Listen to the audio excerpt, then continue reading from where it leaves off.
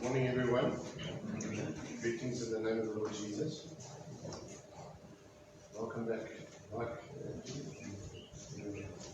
Probably you guys. It's nice to because we missed you.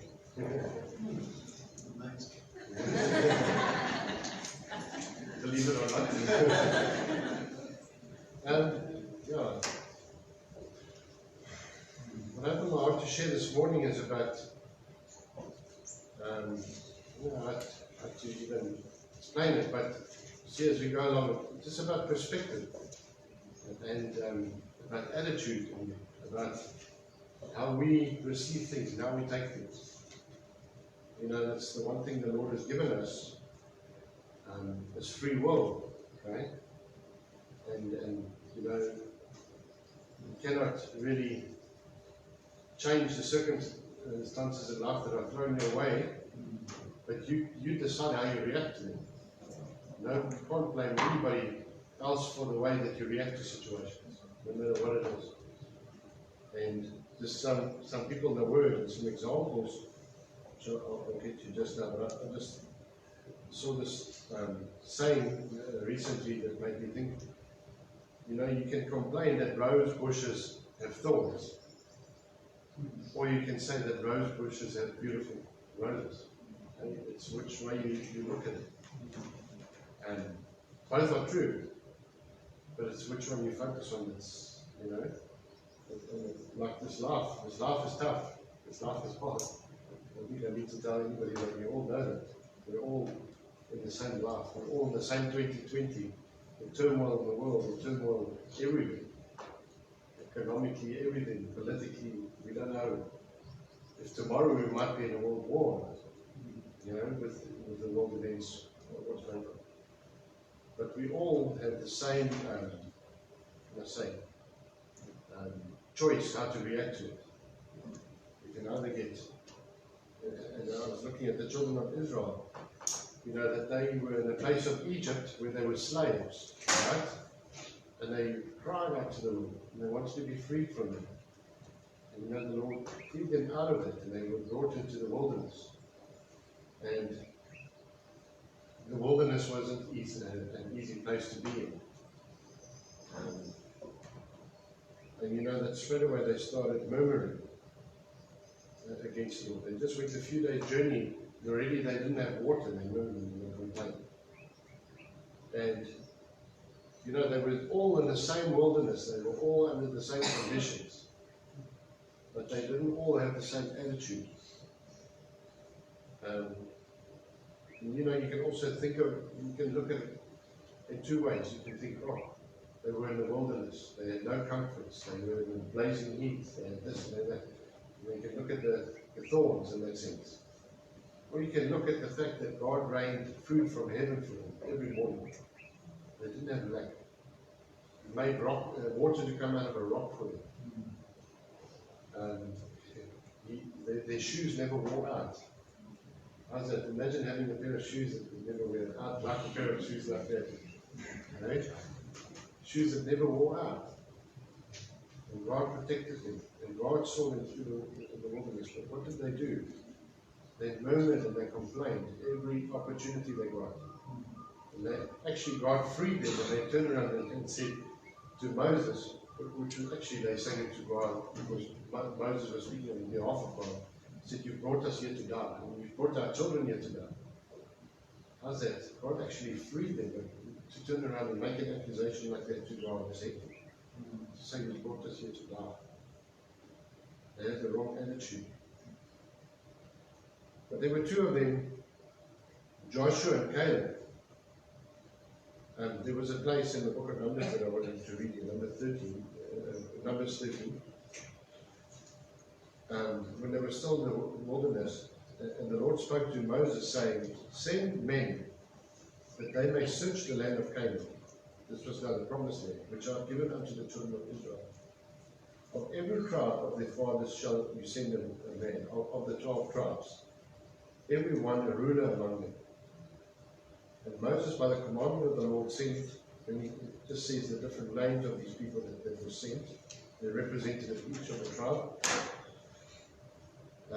And Moses sent them to spy out the land of Canaan, and said unto them, Go you up this way southward, and go up into the mountain, and see the land, what it is, and the people that dwell therein, whether they be strong or weak, few or many, and what the land is that they dwell in, whether it be good or bad, what cities they be that they dwell in, whether in tents or in strongholds, and what the land is, whether it be fat or lean, whether there be wood or not, and be of good courage, and bring forth the fruit of the land. Now the time was the time of first ripe grapes. So they went in and they searched the land. And they, in verse 23 here, they came unto the brook of, I don't know how to pronounce this, was Eshkol, and they cut down from there a branch with one cluster of grapes, and they bare it between two upon a staff, and they brought of the pomegranates and of the figs. Now imagine that, a bunch of grapes that's so big that it takes two men to have to bear it between the staff and bring it. And they returned from searching the land after 40 days. Now they didn't just go in there for a quick look and come back. They spent 40 days there, surveying this whole land, seeing everything that they needed to see about the people and everything that they were commanded to see. And they went and they came to Moses and to Aaron and to all the congregation of children of Israel. And they brought back word unto them and unto all the congregation and showed them the fruit of the land. And they told him and said, We came unto the land where you sent us, and surely it flows with milk and honey, and this is the fruit of it. So far it's a good report. It flows with milk and honey, and this is the fruit. Here we've got evidence to show that it's good. You know, God said, Go see what I've done for you, it's good. But here comes the but clicking situation. Or the nevertheless, it says, nevertheless, the people be strong that dwell in the land, and the cities are walled and very great. And moreover, we saw the children of Anak, which were now giants, that they were scared of. The Amalekites dwell in the land of the south, and the Hittites, and the Jebusites, and the Amorites, and the Canaanites. So all the types. And Caleb stilled the people before Moses and said, Let us go up at once and possess it, for we are well able to overcome it. So Caleb had a different take on these things. There were 12 spies, and 10 of them, but the men that went up with him said, We be not able to go up against the people, for they are stronger than we. And they brought up an evil report of the land, which they had searched unto the children of Israel. The land through which we have gone to search it. It is a land that eats up the inhabitants thereof. And all the people that we saw in it are men of great stature. I wonder, they never got eaten up. They were able to come back, but they said that it's a land that eats the inhabitants thereof. We saw the giants, the sons of Anak, which come of the giants. And we were in our own sight as grasshoppers, and so were we in their sight. So they said of themselves, because these guys are big, that they were grasshoppers, and so they were in their sight. How did they know they were grasshoppers in these guys' sight? Well, they go and ask them. You know, when they came, there's another account where they came to Jericho, and those people were actually trembling in their cities. And they said they'd heard of the fame of the children of Israel. They heard how God had given them victory after victory. And just because they saw themselves now as grasshoppers, they thought the enemy now sees them that way. So it's all about perception, all about their attitude, or their you know. And you know that in Hebrews 11, it says, without faith, it's impossible to please God. But I was thinking this, even before we can have faith, even before we can believe God, can you ever believe God if you've got the wrong attitude? Right? And I don't like to talk about positive thinking or positive, but if we have a negative attitude or a negative, because that's what it really boils down to is unbelief. Because you weigh the two things up. That's what they went and did. They weighed up what God said, and they saw the evidence of what God said. And so the land flows with milk and honey. And here's the fruit and everything. And God had said He had given the victory over those guys. And they weighed up what they saw, that the giants are there, and they are grasshoppers, and the land is going to eat them up. So it's what God said versus their own perception or opinion. And for the majority of the people, they were going on what 10 people had said, what the majority had said, versus what those 2 people had said, Joshua and Caleb. And I just want to read Hebrews 11, speaking about faith. Because faith is taking hold of the promises of God and putting them into practice in our own lives. Right? It's believing God, but we know in James it says, you say you have faith, I show you my faith by my works. You can't have faith without works showing that you have faith. And it's not that you try and work to prove that you have faith. Works come naturally. The evidence that Joshua and Caleb believed God was the fact that they said, let's go up at once. Let's go take this land. It's a land that overflows with milk and honey. Look, here's the fruit. We come here to show you this. That was the evidence. From verse 1. Faith is the substance of things hoped for. The evidence of things not seen. Because faith doesn't work by our natural senses. Our natural senses is what we can taste, touch, smell, hear, and feel. The 5 senses. Right? But faith, you can't see faith. You can't touch faith. You can't smell it. Faith is trusting God by His word. God that cannot lie. So, you can't even trust what you see these days. Because there's so much fake news, so much mass hysteria. You don't even know, you read something the next day they say it's fake. You feel deceived. But thank God that there's no fake news in His word. He only speaks the truth.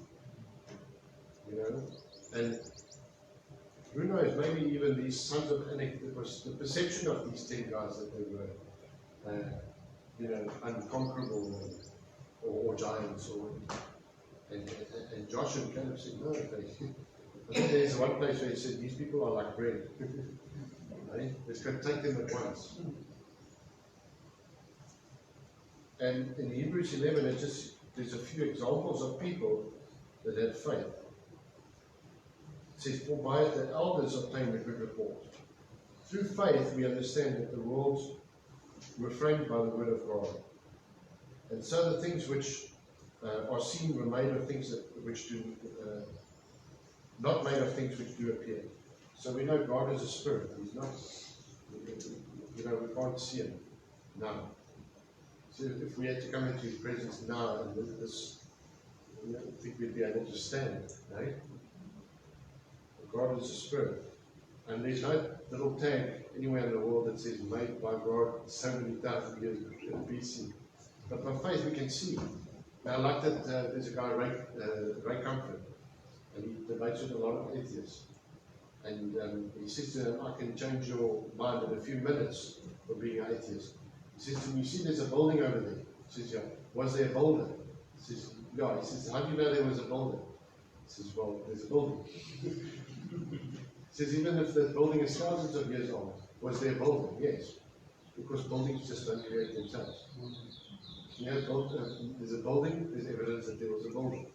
It's the same thing with a painting. If you have to discover this beautiful painting, you say, no, some paint fell from the sky and hit this canvas at the right angle and then spun around, and there you have this wonderful, beautiful painting. No. Paintings don't paint themselves. There was a painter. If there is a painting, therefore there's evidence that there was a painter. And he says it's the same thing with creation. And he uses examples like says your eye is the most complex thing in the world. And there's so many different things that make your eye focus and look this way and work in a certain way. If one of those things, aspects don't work the way it should be, you won't be able to see. So then you ask the atheist, he says, which evolved first? The eye, they're for thousands of years walking around blind, people evolved. Which evolved first, the brain or the eye? So what would the eye send the signal to what? But creation, God created everything, and we know it by faith. You don't need to be a rocket scientist to know that God created it. It's beautiful creation we can see. Through faith, we understand that the worlds were framed by the Word of God, so that things which are seen were made of things, were not made of things which do appear. By faith, Abel offered unto God a more excellent sacrifice than Cain. By faith, Enoch was translated that he should not see death. And I love this about Enoch. Enoch, if you read the book of Genesis, it says Enoch was 65. I think his son was born, and he started walking with God. And he walked with God for 300 years, and he was not, for God took him. Man, isn't it a picture of the rapture? Eh? Because that was before the flood, and before Noah built the ark, and before all that happened, but it was a picture of the church being raptured. But what was encouraging to me, we look back at our lives, and I wish I'd given my life to the Lord when I was a young man, when I was in school, and I'd served the Lord.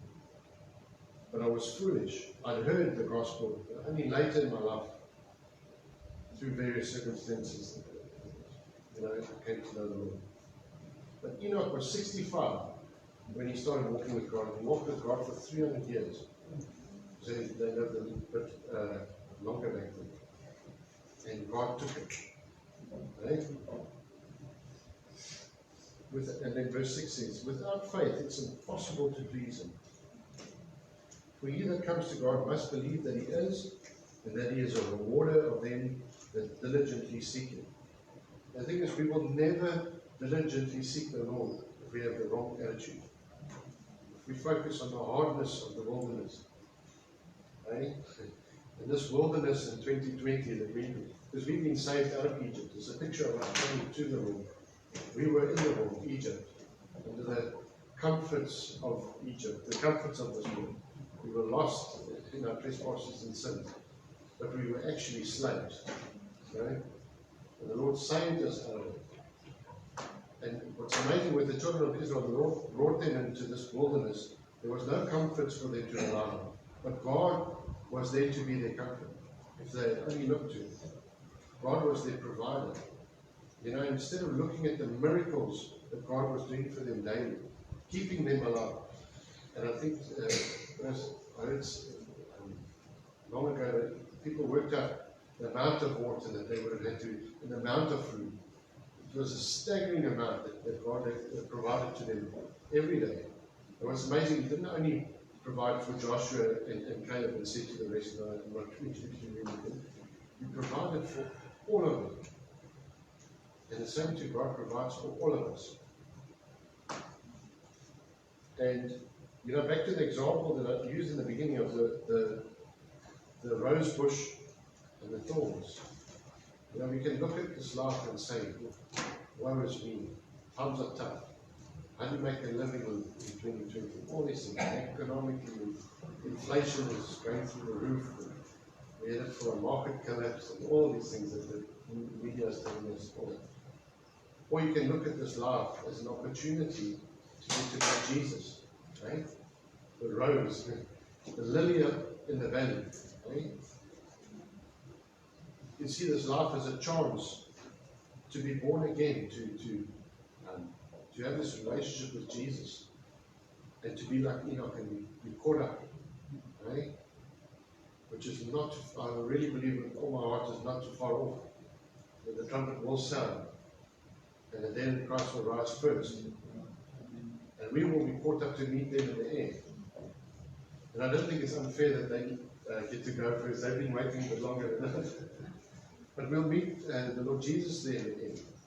And the amazing thing is, it says there, when we shall see Him, we will be like Him. Right? Yes, I look forward to that day. Now we see through a glass darkly. You know, but then you will see all things. So is it worth it to be in the wilderness? Do we long back for Egypt? Like the children of Israel, the garlics and the leeks and the onions, the things that make them stink. Even the garlic makes your breath stink. It's a picture of our sin. We're dead in our sin. And our trespasses.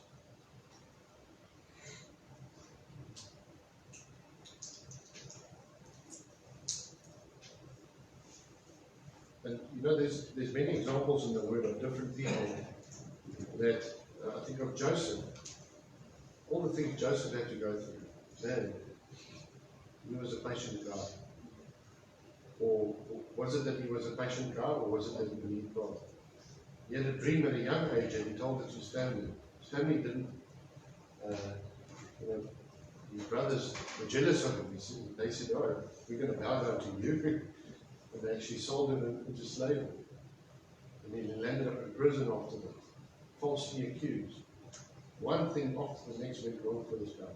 But did he say, "Woe is me, and God has forsaken me"? Or did he believe that God is not a man that he should lie? And he trusted God and he had faith. Trusting the things God has said and put it into practice.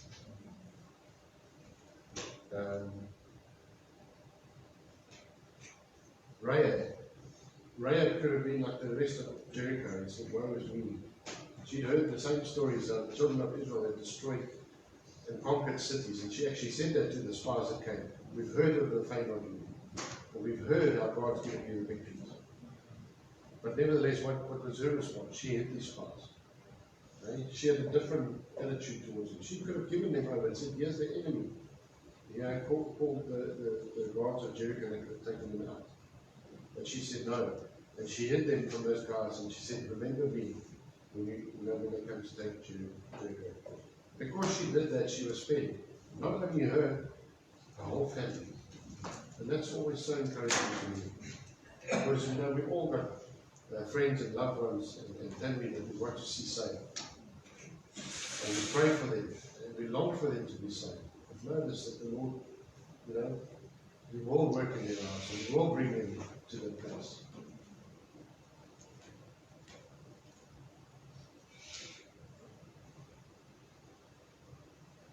And then just Hebrews 4 to summarize what the children of Israel says. Wherefore, after Hebrews 11, speaking of all the different examples of people that have faith, and I encourage you to go read that chapter again, because there's some examples of people that were cut in half, sawn asunder. They went through dreadful things, but their hope wasn't in this life. Their hope was in the life that was to come. It says they saw a city far off. Abraham was a rich man. He was willing to leave all that stuff to a land that he didn't even know where he was going. God said, "Go and I'll show you a land." Now, that must be a scary thing. Imagine packing up, quitting your job, leaving all your stuff, and just going. You say, "God, where?" "I'll show you." That's trusting God. And Hebrews 12 says, "Wherefore, seeing we are compassed or surrounded with so great a cloud of witnesses," speaking of these guys in Hebrews 11:2, "let us lay aside every weight and the sin which does so easily beset us, and let us run with patience the race that is set before us, looking unto Jesus, the author and finisher of our faith, who for the joy that was set before him endured the cross, despising the shame, and is set down at the right hand of the throne of God." So we can look at the things of this life and the turmoil and the woe is me and all the stuff, or we can look to Jesus, the author and finisher of our faith. I was looking at Hebrews 4. Go to it. "Let us therefore fear." This is the conclusion of the children of Israel's story. "Lest the promise being left of us, entering into his rest, any of you should seem to come short of it. For unto us was the gospel preached, as well as unto them. Because I think it's in Corinthians where it says that spiritual rock that followed them was Christ Jesus. The water that they got was the Lord Jesus. Yeah? They had the Lord Jesus with them. It says, but the word preached did not profit them, not being mixed with faith in them that heard it. Right? For we which have believed do enter into rest. So when we believe God and believe the promises of God by faith, we enter a place of rest, regardless of what's happening around us or to us.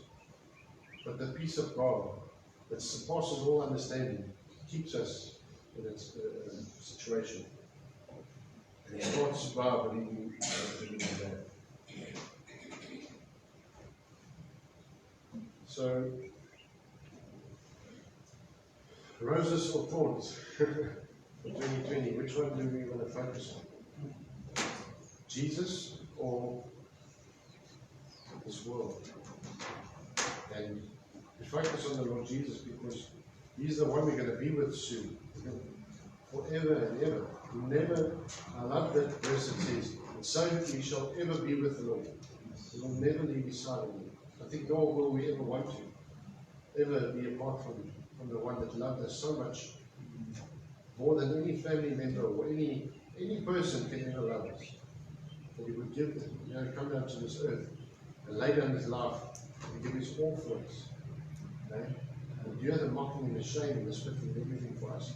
The innocent man to become sin for us so that we can be made the righteousness of God. Amen.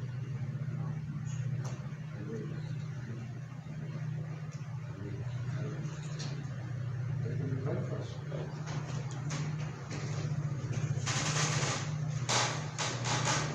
Father, we come to you in the name of Jesus.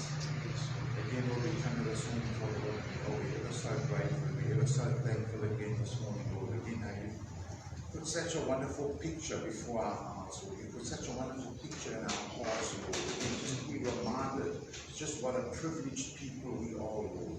Whereas today we don't have to be as those Israelites were, Father God, but we can be people that have got the word, we've got the truth, we've got the hindsight, Lord. We've put it all before us, Lord. And we've just got to take hold of it, Father God. But we just got to have that right heart, as Caleb, as Joshua, as Joseph had that right heart towards our Father. So Lord, again, I just say thank you for reminding us, Father God. It's all about that heart, Lord. And I just pray, Father God, that yes, in 2020, Lord, things aren't going to get better. But Jesus is still the same yesterday, today, and forevermore. So Lord, I just pray that we hang on to Jesus and we have that heart seeking Jesus and only Jesus. So again, we just say thank you so much for the way that you've spoken to each one of us this morning, Lord. And Lord, let it not just be words bouncing off our hearts and we continue in 2020, but let those words go deep into our hearts, Lord. And we thank you for that. Again, we just see that wonderful love that you have towards each one of us as you've spoken to each one of us this morning. And again, Lord, we just pray as we go into the next meeting again, Father, that you again just have your way, Father God, and just keep our hearts softened to take in each word that you have for us. And again, we just say we love you and we thank you so much in the most wonderful and precious name. Thank you.